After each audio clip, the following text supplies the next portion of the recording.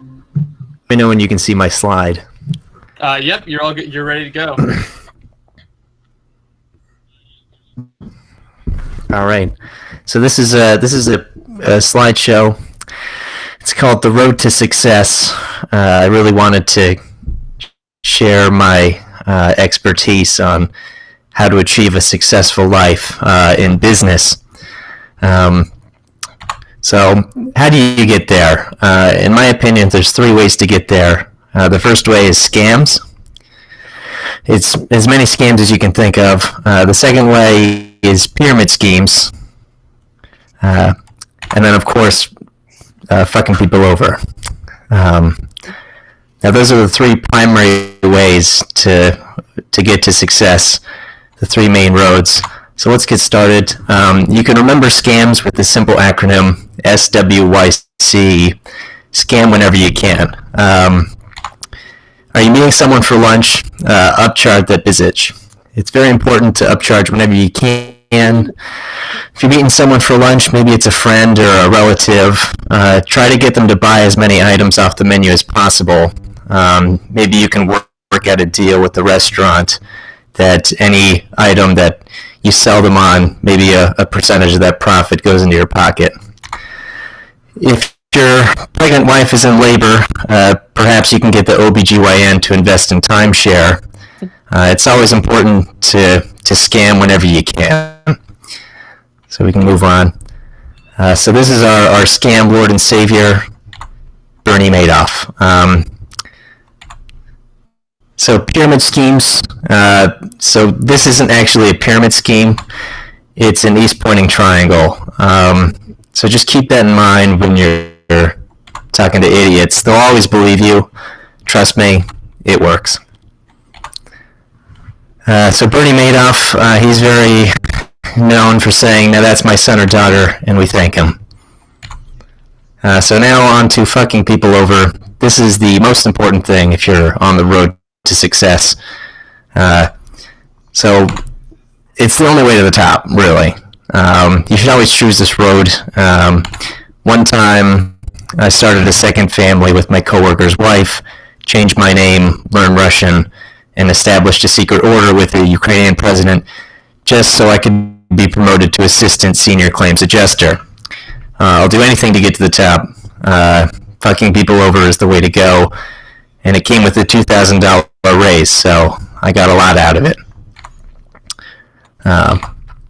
So these are some of the best people at fucking people over.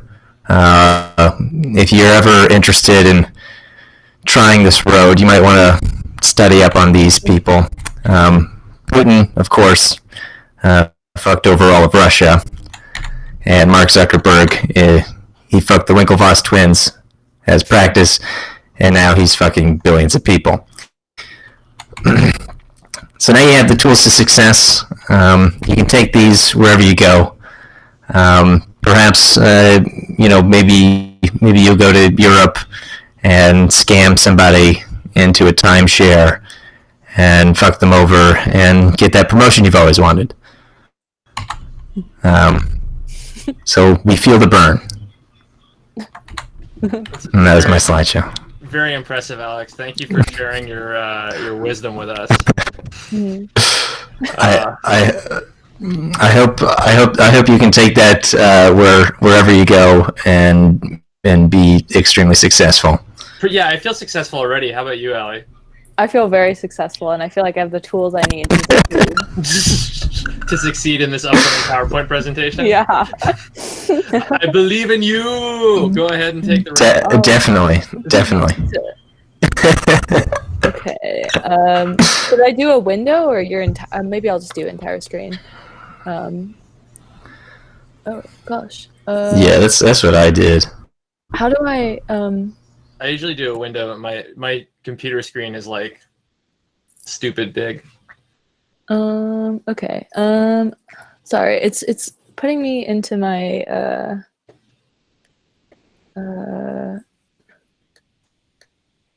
Okay.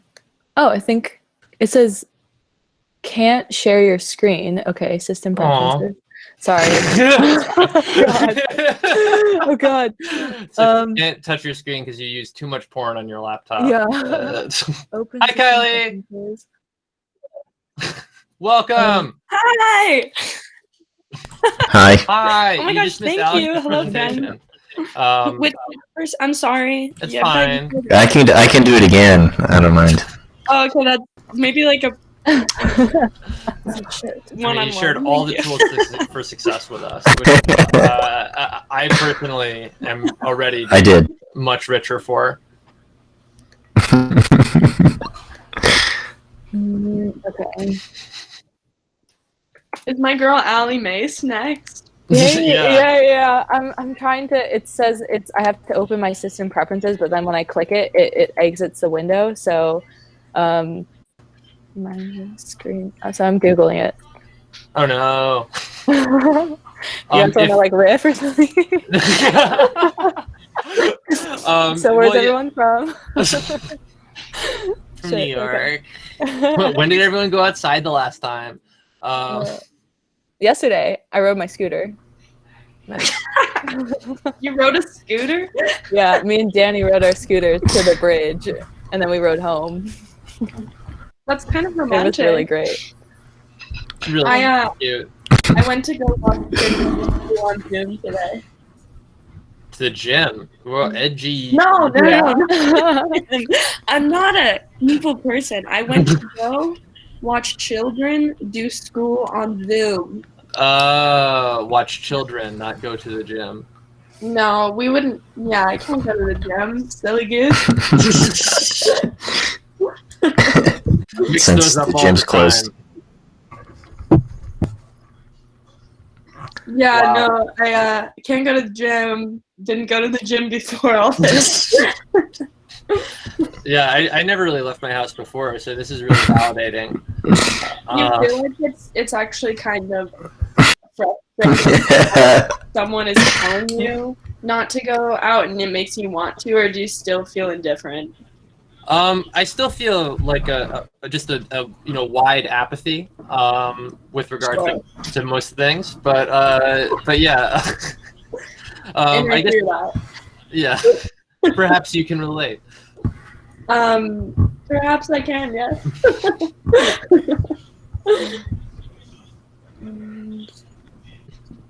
Allie, if it's easier, you can also send me your slides, and I can. That might be easier. I'll just share it. What's your? Oh, I have your email. Never mind. Why does Alex have no face?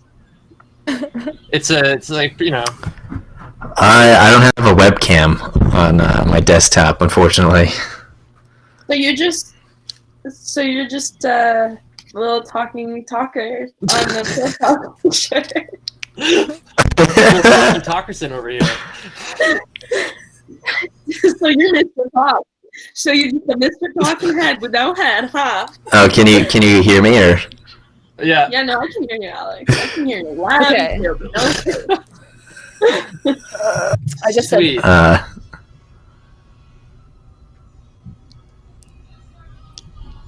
All right. Did you get it? I did not yet, but I probably will soon. Okay. Yep. Oh, sweet. Lil Peep, Socialist Hero. Let me get going. Let's see. One sec. All right. I am gonna go ahead and just like say next slide, I guess, when. Okay. Sounds good. Okay. When the time arrives. Let's see.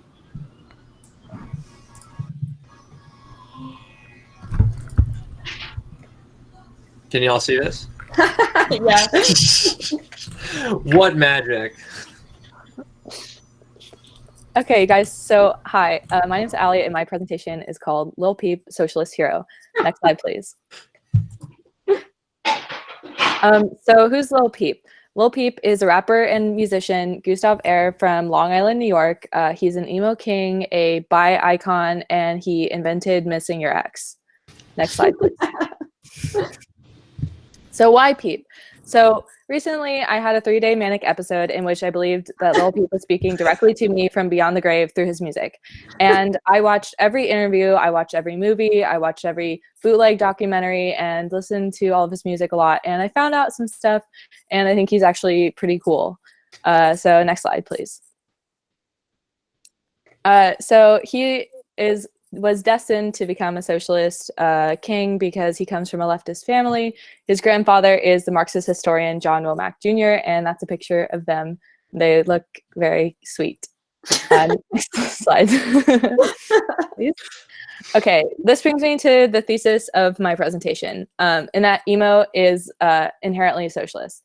And as a small treat, I've included a photo of myself from middle school. Next slide, please. Whoa! So technically I was seen and not emo, but I don't really have time to get into the differences between that. So next slide, please. Okay, so an emo king is a socialist king. So emo grew out of DIY hardcore, and just like punk, it's predicated on the DIY ethos. So recording your own music, managing your own artist image and your tours and your merch. And that inherently is a direct rejection of capitalism and consumerism. Also, emo is a lot of empathy because, you know, you're talking about your feelings and your emotions, and that, you know, hearing that from someone else, you relate to your own self. And that's kind of why socialism at least is attractive to me, because it wants everyone to have basic rights and dignity, because we're all human at the end of the day. And this is the true scientific fact, is that introspective people are more likely to be leftists, and I've included some data to prove and underscore that point. Next slide, please. So I thought we could play a little game of who said it, Lil Peep or Karl Marx. And so the quote is, switchblades, cocaine, goth boy click, make a hoe shake. So which one of these do you think said this? Yes, Kylie? I'm gonna guess P. Next slide, please. So you are wrong, it was Karl Marx that said that.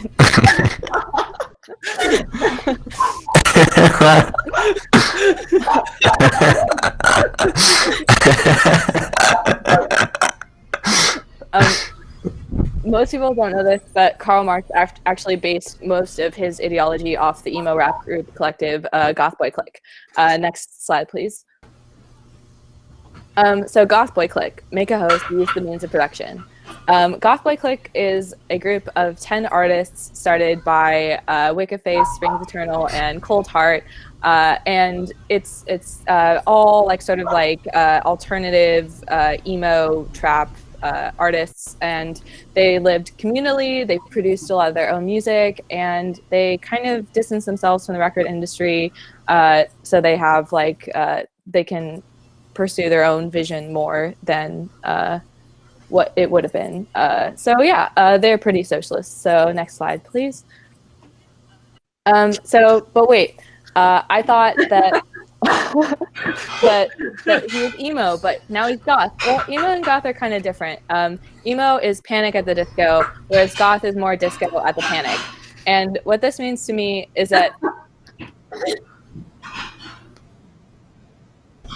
emo people see all the destruction and the chaos in the world, and they're profoundly anxious and sad about it, and this manifests in a very angsty way. But goths see all the chaos in the world, and they find comfort and beauty in it, and they appreciate it. So goths have like a little more of an optimistic look, but there's a lot of crossover, so that's basically what it is. Yeah. So next slide, please. But none of this really matters because he was like genre blending, which is a really cool part about him.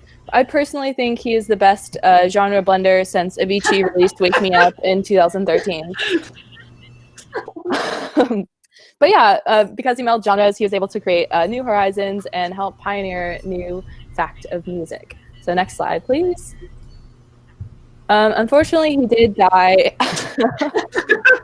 Guys, it's not funny, he's dead.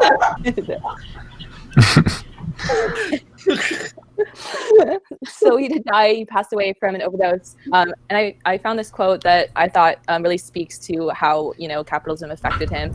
And it's, people have used drugs for as long as we've known how, and it's about recognizing the reasoning behind drug use and its social roots and consequences. Under capitalism, drug use is a symptom of the alienation produced by the capitalist system. And people who overuse drugs, alcohol, etc. do so to numb the suffering they experience. And that's by Ceridius. Now, I do know that sounds like kind of like a Greek philosopher, but that is just a Reddit user's name.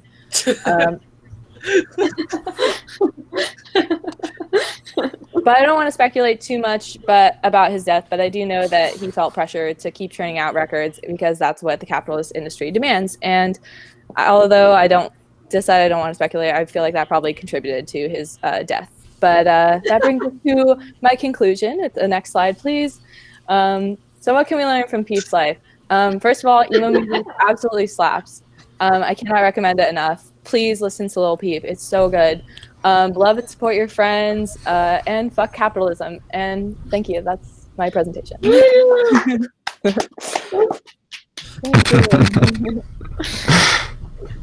Wow. That's fantastic. Thank you. I can only speak for myself, but I'm forever changed. I loved it. Oh, Yeah. great. You actually watched the movie Everybody's Everything. It's great.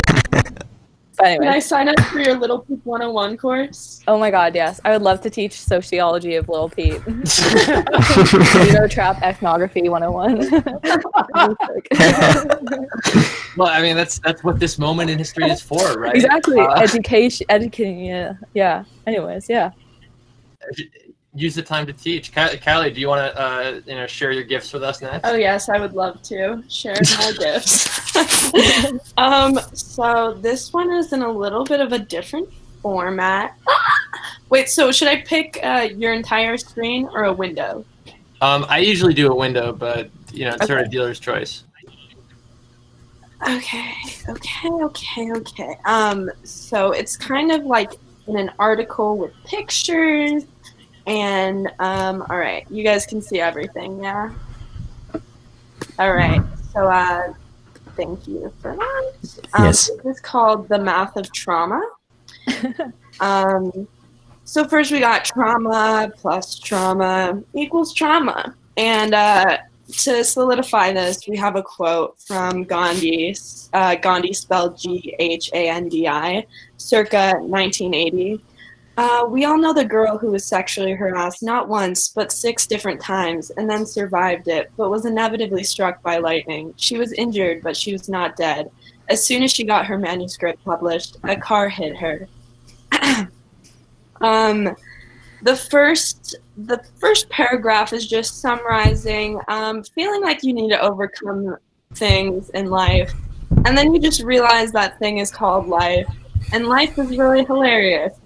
I think perhaps whatever is up there is maybe a late night writer, and like Gandhi's quote said, very hilarious and inspiring. There is an aesthetic of thriving off of trauma, but that's not the message to be sent. The message is there are extra special people out there ready to overcome extra special things. It's a non-scientific fact that people who have stress will always have stress. If we didn't, then we would be boring. And boring people with less stressors, you should help us amazingly stressed people. So we got simple math. Lack of money or resources plus lack of stability plus lack of privilege plus lack of support equals forever trauma. Resources plus stability plus privilege plus support equals can help those with forever trauma. Now, we have a quote, and the quote says, "Normal is boring," and that's from the boy in your film class who has 1 ear piercing. And to prove to you this theory, trauma equals trauma forever, and a magical person, firstly, you have your trauma trees. This first trauma tree is your personal trauma tree. This is really the juicy stuff, the stuff that will haunt you forever, but will also push you to be a great person, so sparkly. I made an example of my trauma tree. Hopefully it's not too TMI. And each traumatic event obviously has to turn something into pure art. So in the trauma tree, I placed each trauma and then an attachment of the great art it's created. So we first have Dad Left, LMAO. The great art that came out of that was did stand-up comedy. I got a belly button piercing when I was 14, really the most tragic of all. The art that came out of it was I took it out. No more belly button piercing, guys. We got Mom Tried Killing Herself. And then that came from doing improv comedy. You know, and then we got Panic Attacks, or more like Fun Runs in My Heart, am I right? And we got Yoga and John Mulaney, which is very classic. I'll just do a few more on the personal trauma tree. We dated a guy who just had sex with his sister. The art that came out of that is I'm now dating a guy who doesn't have a sister. So, all right, let's move on. Secondly, we have this community trauma tree. This one kind of gets real emo, but we'll skip the real emo part for comedy purposes. And here's a representation of my hometown traumas that impacted me. So we have people dying like dominoes. The art that came out of that is learned about life insurance. Trauma of too many white boys who flew American flags from their trucks. Art that came out of that was exclusively friends with theater nerds and stoners. My history teacher was hot and death-flirted with me. That one's not traumatic, but just important to have on the tree, just so you guys know. This is fires which forced everyone out of their homes in my hometown. The beauty that came out of this was I found out I actually had sex with a pyro.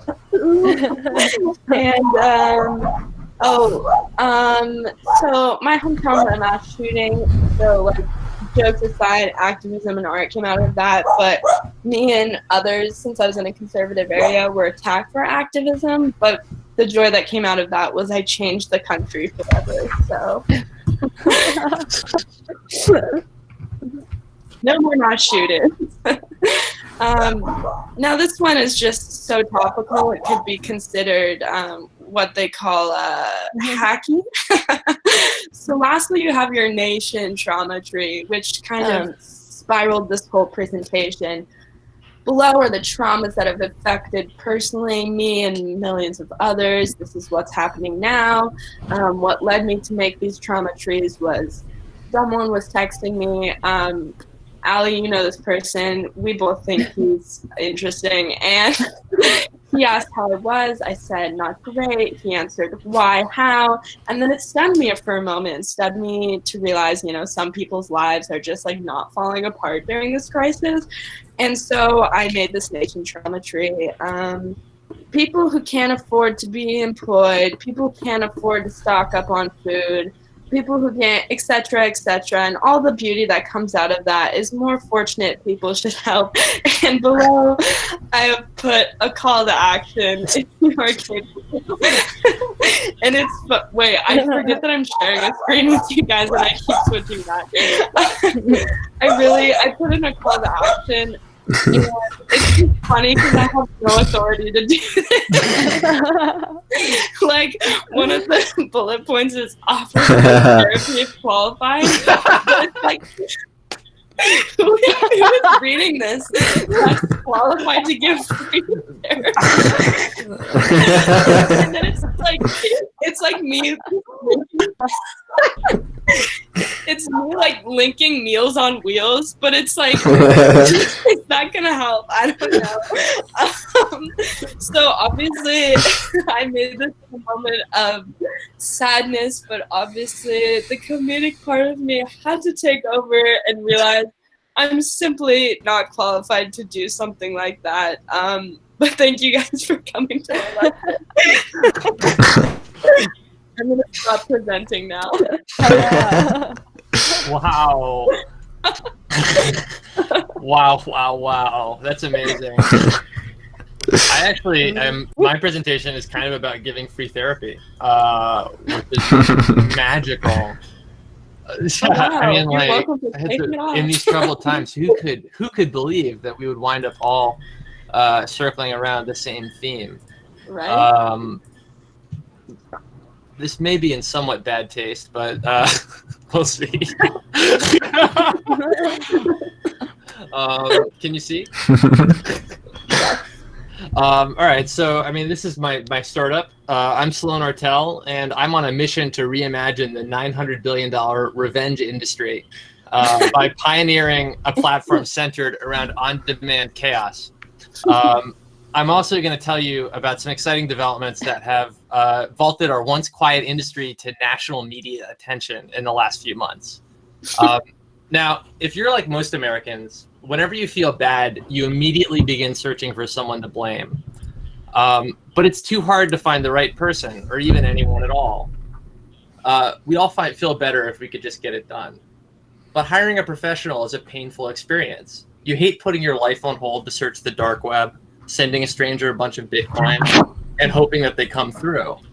You hate filtering out the cops and the cheats, and most of all, you hate the uncertainty of waiting for results with no assurance that they'll actually come. So you put off even trying for payback, which leads everybody worse off. Research from the Journal of Personality and Social Psychology indicates this actually slows down the whole economy. So if we're ever going to progress as a society, it's important that we're able to get revenge early, often, and easily. And I'm pleased to say that day has come. Whatever unspeakable act you have in mind, now you only need to think it. We make every customer the same promise: catharsis guaranteed or your money back. And our leading edge platform makes it easy to find certified wrath experts to carry out your whims. You can track results in real time using GPS maps and body cameras, so you won't miss out on a minute of the fun. Here's how we keep those promises. We're the only service that's fully compliant with stringent Old Testament standards, so you can choose from a full line of wrath options. Angry at your dry cleaner? Why not kill their pets? Holding a grudge against your landlord? Steal all their light bulbs. Someone slit your tire? Surround them with a rain of fire. We also offer discounts for combined services. So if you order our most popular package, the Old Testament special, we'll throw in a plague of locusts for free. We're building on a proud tradition with roots back to the 8th century BC, which means there's almost no uncertainty. Our methods get results. And whether you want to settle a grudge or get the pathetic mortals around you to fear you adequately, you can rest assured that your target audience will get and stay scared. Now, Mahatma Gandhi said that the future depends on what we do in the present. And for our company, the present is beyond advantageous. You've likely noticed that talk of pandemics has come to dominate the zeitgeist. But that's only 1/10 of our solution. We have the unusual opportunity to disrupt an industry just as it's gaining mainstream attention, potentially becoming the largest player in a short space of time. Now, one of the most interesting things about this business is our disruptive revenue model. It's completely free to unleash chaos. We just charge you when you want to contain it. And we use a unique how much have you got pricing scheme that effectively uses surge pricing to capture how much money they got in every case. And even though we do take literally everything, including a pound of flesh from our customers, we make sure to take everything else with everyone else with them, which creates a unique and unbeatable value proposition. Now, we're in the early stages of a movement that we think will redefine the entire planet. And our traction is so strong that I can authoritatively say we've gone unstoppably viral. Steve Jobs said that your work is going to fill a large part of your life. and the only way to be truly satisfied is to do what you believe is great work. And the only way to do great work is to love what you do. And our team is pleased to say that that describes us to a T. We're honestly delighted to come into the office every morning and see Jared's smiling face and start settling scores on behalf of clients. So we're asking for $2 million to feed our hench people so that they can be effective in delivering on this. Thank you very much. Done. Yeah, all done.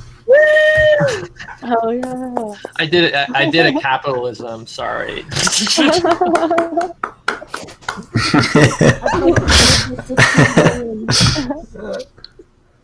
I like all it. touched on capitalism. I enjoyed the pricing model. Yeah, that was good. I like The pricing model is very good. Yeah, basically. I mean, like, you know, I don't understand why these startups fuck around with these decks that don't get to the point.